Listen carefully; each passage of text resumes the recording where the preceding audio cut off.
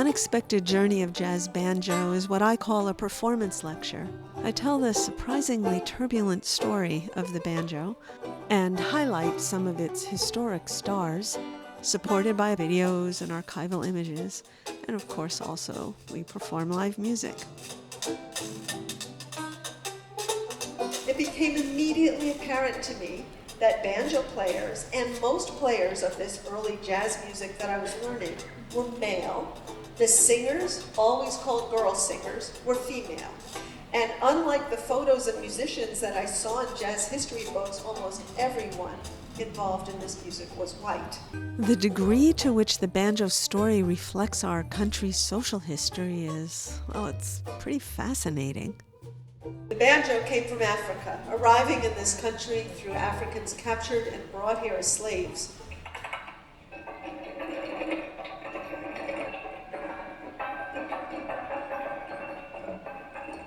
You can't talk about the history of the banjo if you can't talk about racism, slavery, misogyny, appropriation, exploitation, all of the things that run counter to what we love about the banjo.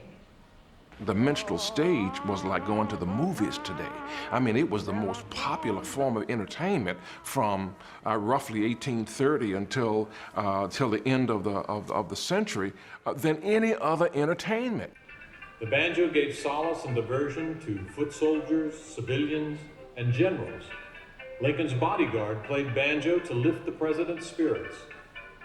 Let's imagine that it's 1894. We're all in Philadelphia, and everyone you know has been buzzing with excitement about the arrival of esteemed banjo player Alfred Farland.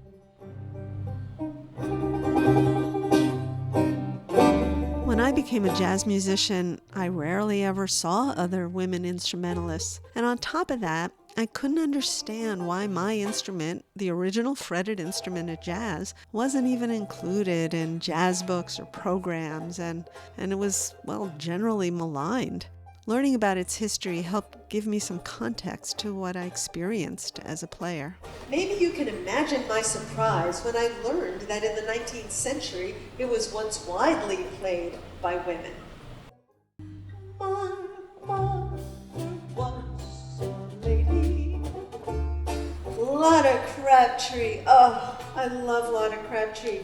And she instigated a fad among privileged white women of New York to play this African-based minstrel instrument, this time as a bold statement of individuality and independence. I hate to see the evening sun go down.